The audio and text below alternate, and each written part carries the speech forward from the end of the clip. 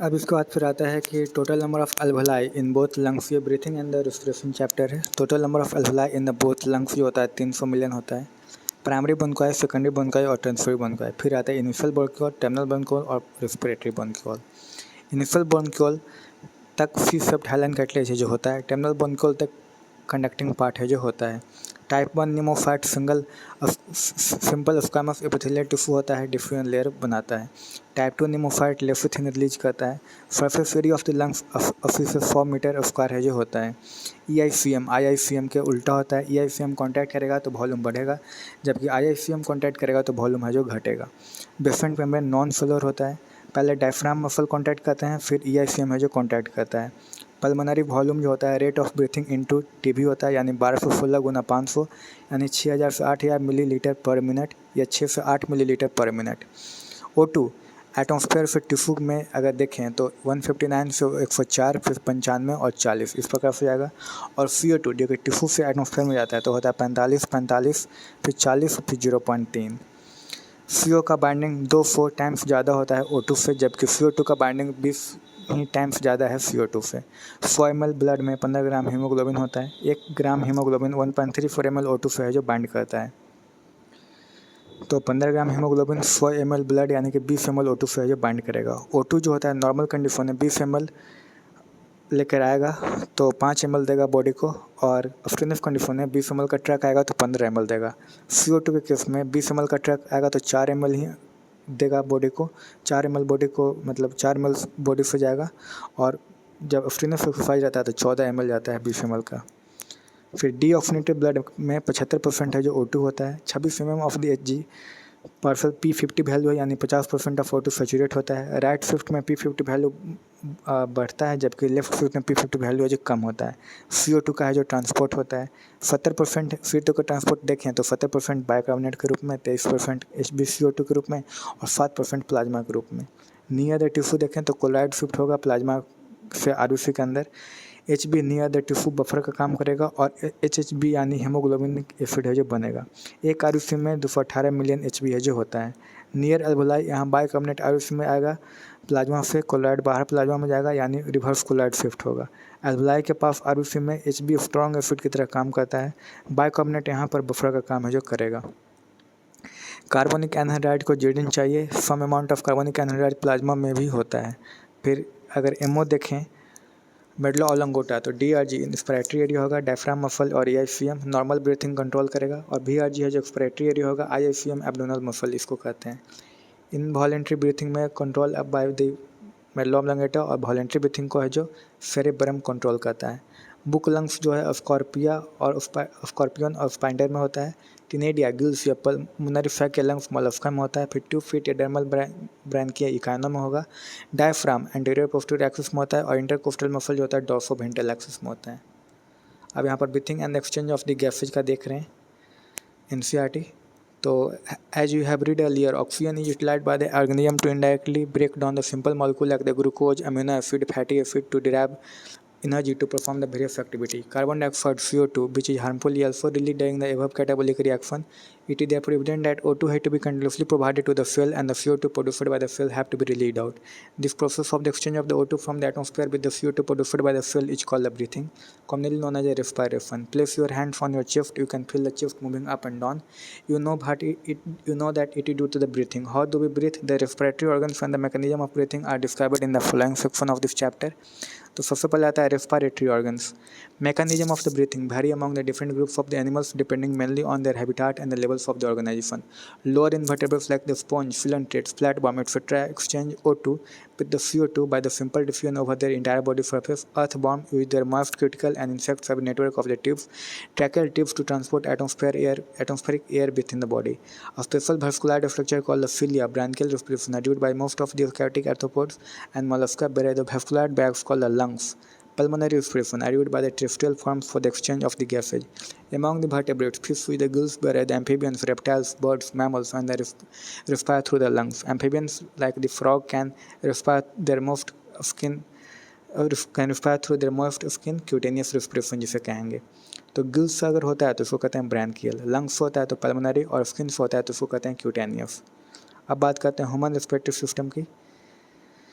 तो we have a pair of the external nostril opening out above the upper lips. It leads to the left nasal chamber through the nasal passage. The nasal chamber opens into the pharynx, a portion of which is the common passage for the food and the air.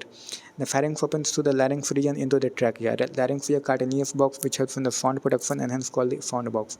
Taking the following, glottis can be covered by a thin elastic cartilaginous flap called epiglottis to prevent the entry of the food into the larynx. Trachea is a straight tube extending up to the mid-thoracic cavity which divides at the level of the fifth thoracic vertebrae into the right and the left primary bronchi.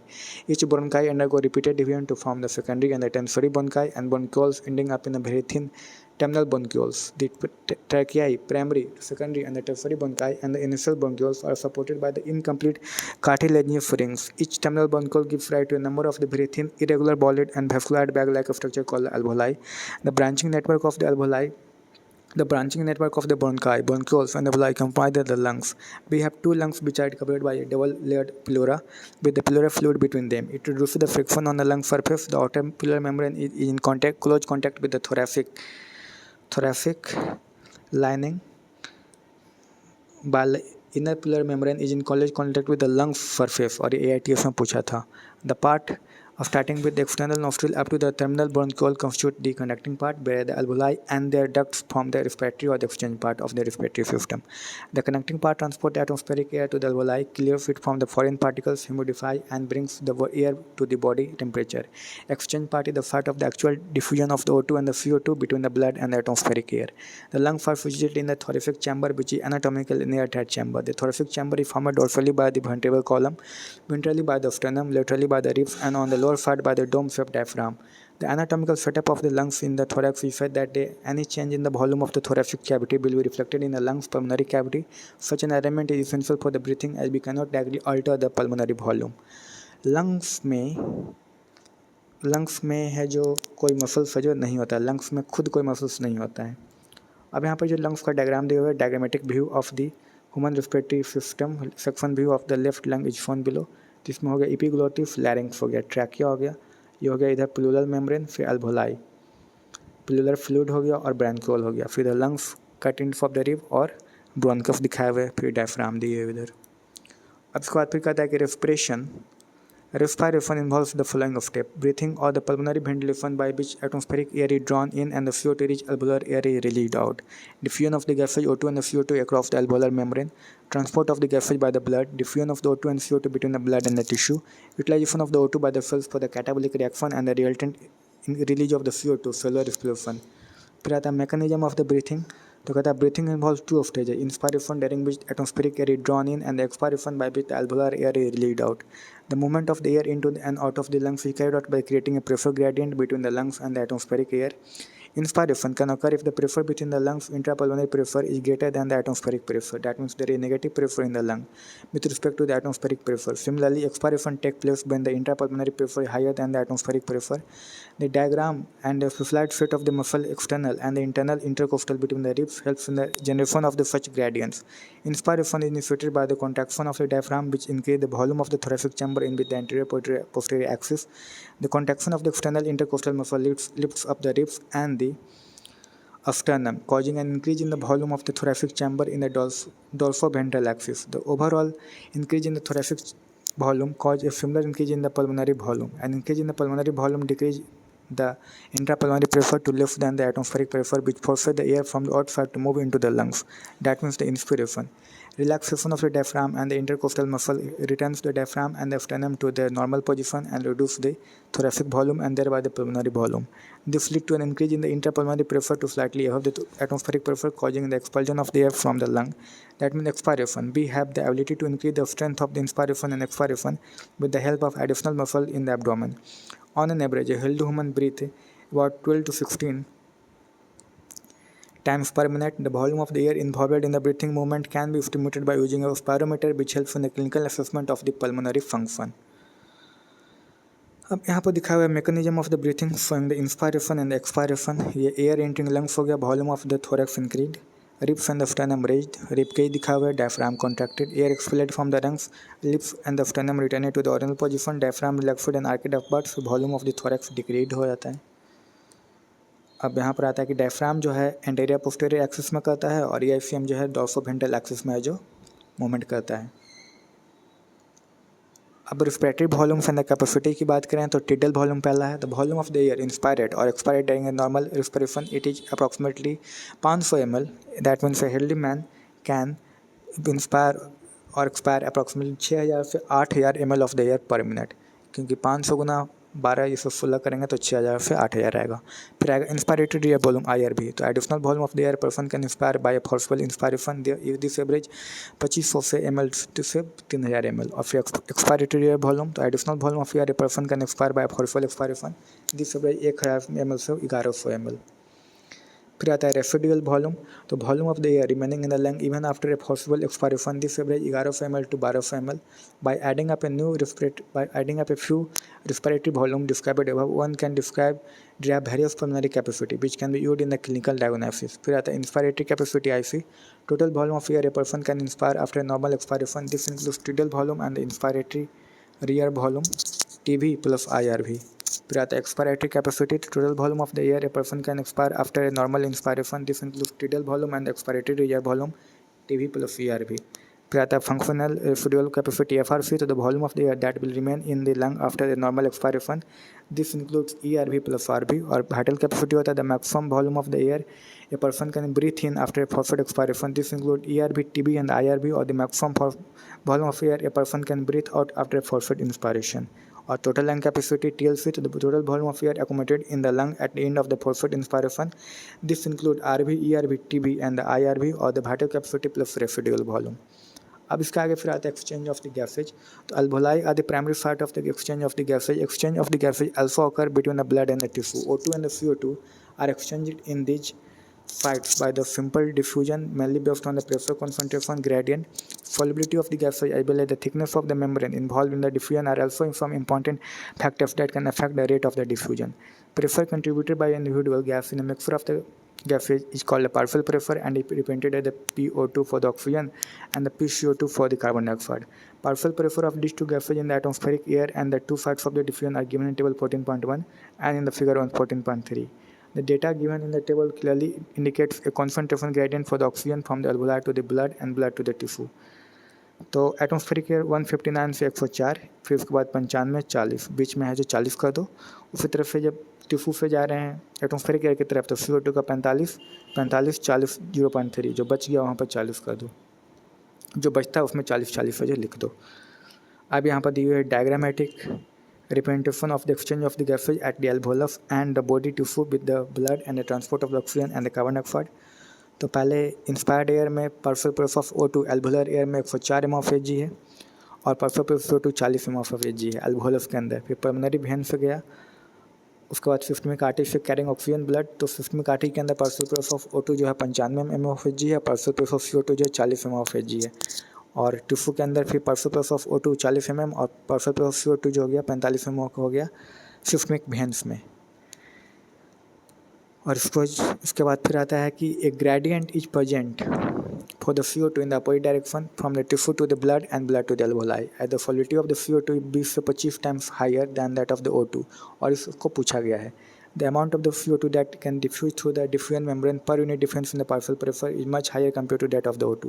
The diffusion membrane is made up of the three major layers, namely the thin squamous epithelium of the alveoli, the endothelium of the alveolar capillary, and the basement substances, composed of the thin basement membrane supporting the squamous epithelium and the basement membrane surrounding to the single layer endothelial cells of the capillary in between them। However, its total thickness is much less than a millimeter, therefore all the factors in our body are favorable for the diffusion of the O2 from the alveoli to the tissue and that of the tissue from the tissue to the alveoli।